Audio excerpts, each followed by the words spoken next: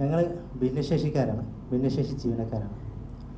അതായത് കാലാകാലങ്ങളിലായിട്ട് എംപ്ലോയ്മെൻറ്റ് വഴിയും സർക്കാർ ഒരു നിശ്ചിത ബാക്ക്ലോഗ് അനുസരിച്ചിട്ട് ഓരോ വർഷങ്ങളിലും വിവിധ ദിവസങ്ങളിലും സാർക്ക് അതുപോലെ തന്നെ സുവർണ ജൂബിലി എന്നീ വർഷങ്ങളിൽ സർക്കാർ ഈ ഭിന്നശേഷിക്കാരെ സ്ഥിരപ്പെടുത്തുകയാണ് ചെയ്തത്. അങ്ങനെ 1999, 2003 കാലഘട്ടത്തിൽ സർവീസിൽ തുടരവെ അവർ പിന്നീട് 2013 സ്ഥിരപ്പെടുത്തിയ ആളുകളാണ് ഞങ്ങൾ. അപ്പോൾ ഞങ്ങളെ ബാക്ക്ലോഗിൻ്റെ അടിസ്ഥാനത്തിൽ എല്ലാ ആനുകൂല്യങ്ങളോടുകൂടി സ്ഥിരപ്പെടുത്തേണ്ടതായിരുന്നു. പക്ഷേ നമുക്ക് മാത്രം മറ്റുള്ള ജീവനക്കാരെക്കാട്ടിയും എന്താ പറയുക, ഒരു ആനുകൂല്യങ്ങൾ തരാതെയാണ് നമ്മൾ നിയമിച്ചിരിക്കുന്നത്. അതുകൊണ്ട് തന്നെ വലിയൊരു വിഷമത്തിലാണ് നമ്മൾ ഇപ്പോൾ. 11 വർഷമായിട്ടും നമുക്ക് ആനുകൂല്യങ്ങളൊന്നും തന്നെ ലഭിച്ചിട്ടില്ല.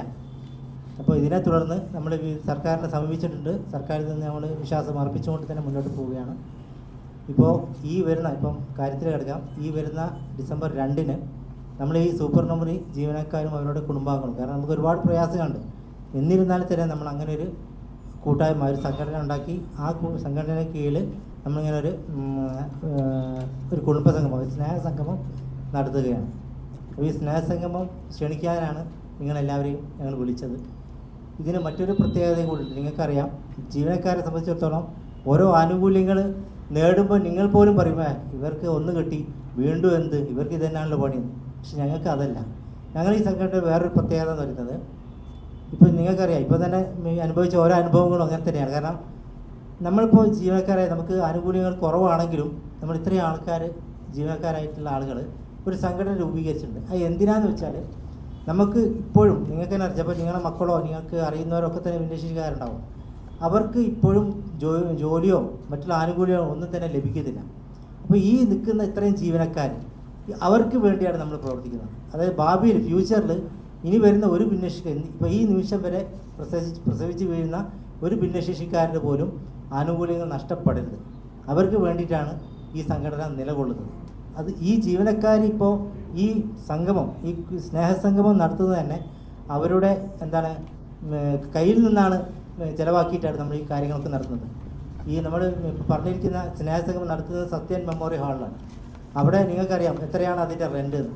പക്ഷേ നമ്മുടെ ഈ പ്രവർത്തനവും നമ്മുടെ ഈ പ്രശ്നങ്ങളും അവരോട് പറഞ്ഞപ്പോൾ അവർ മാക്സിമം, നിങ്ങളോട് പറയാനത് പറ്റില്ല, അത്രയും വളരെ കുറഞ്ഞ ചിലവിലാണ് ഞങ്ങൾക്ക് അത് അനുവദിച്ച് തന്നിരിക്കുന്നത്. അതുപോലെ തന്നെ ഞങ്ങളോട് സഹകരിക്കുന്ന എല്ലാവരും ഞങ്ങളുടെ പ്രശ്നങ്ങൾ, കാരണം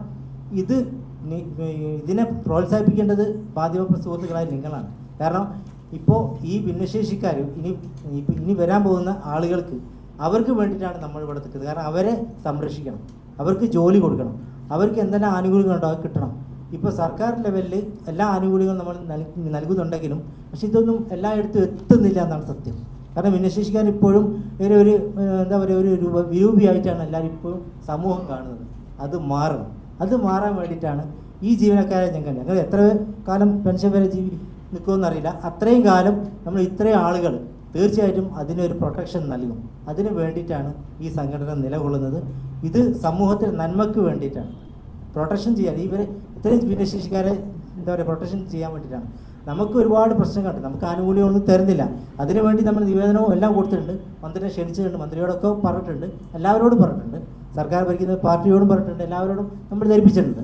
തീർച്ചയായിട്ടും അത് നമുക്ക് ലഭിക്കുമെന്ന് തന്നെയാണ് നമ്മുടെ വിശ്വാസം.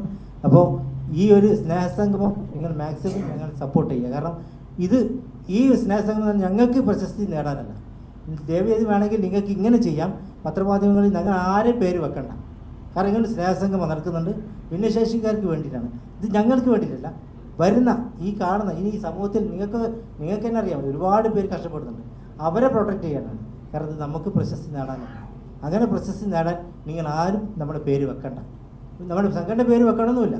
കാരണം നമുക്ക് നേടേണ്ടത് ഈ ആളുകളെ, നമ്മൾ ഇപ്പം അനുഭവിക്കുന്ന ആളുകളെ നമ്മൾ പ്രൊട്ടക്റ്റ് ചെയ്യണമെന്നാണ്. അതിന് ദയവേത് നിങ്ങൾ സഹകരിക്കണം. കാരണം ഈ ഒരു ഇതിൻ്റെ മുകളിൽ ഞങ്ങൾക്ക് ആളെ ശക്തിപ്പെടുത്തണം. നമുക്ക് എല്ലാവരെയും പ്രൊട്ടക്റ്റ് ചെയ്യണം. കാരണം ഇന്ന് കൂണ് പോലെ ഒരുപാട് സംഘടനകളുണ്ട് എല്ലാ വിഭാഗത്തിലും, പക്ഷേ എല്ലാവരും എന്ന് പറയുന്നത് ഈ ഒരു കാര്യത്തിൽ ആരും ഇടപെടുന്നില്ല. കാരണം നമ്മൾ അനുഭവിച്ചതാണ്. നമ്മൾ ജനനം മുതൽ നമ്മൾ എത്രയോ പരിഹാസങ്ങൾ എത്രയോ കേട്ടതും എത്രയോ നമ്മുടെ ജീവിതത്തിൽ ഒരുപാട് ഞാൻ കരഞ്ഞു പോയിട്ടുണ്ട് പല അവസരങ്ങളിൽ. കാരണം നമ്മൾ രൂപം കണ്ടിട്ട് പലതും പറയുന്നില്ല, ഞാനിവിടെ പല പേരുകളും നിങ്ങൾക്ക് ഊഹിക്കാവുന്നതാണ്. പല പേരുകളും ഞങ്ങൾ അറിയപ്പെട്ടിട്ടുണ്ട്. പക്ഷേ ഇതൊക്കെ സഹിച്ചിട്ടാണ് നമ്മൾ മുന്നോട്ട് വന്നത്. അപ്പം നമ്മൾ അന്ന് മുതൽ നമ്മൾ ഈ ആളുകൾ പ്രതിജ്ഞ എടുത്തിട്ടുണ്ട്, ഇനി ഈ നിമിഷം മുതൽ പ്രസവിച്ച് ഈ ഭൂമിയിൽ നടക്കുന്ന ഓരോ ഭിന്നശേഷിക്കാരനും പ്രൊട്ടക്ഷൻ ഉണ്ടാവണം.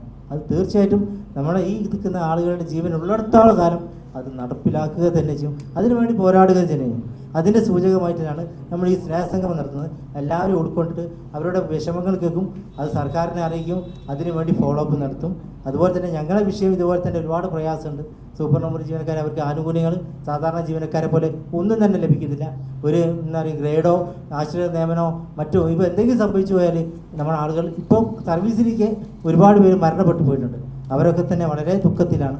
അവരൊക്കെ നമ്മളിൽ പലരും ലോട്ടറി ടിക്കറ്റും ഒക്കെ വിറ്റിട്ടാണ് ജീവിച്ചു പോകുന്നത്. അങ്ങനെയാണ് നമുക്കൊരു സുപ്രഭാതത്തിൽ ജോലി ലഭിക്കുന്നത്.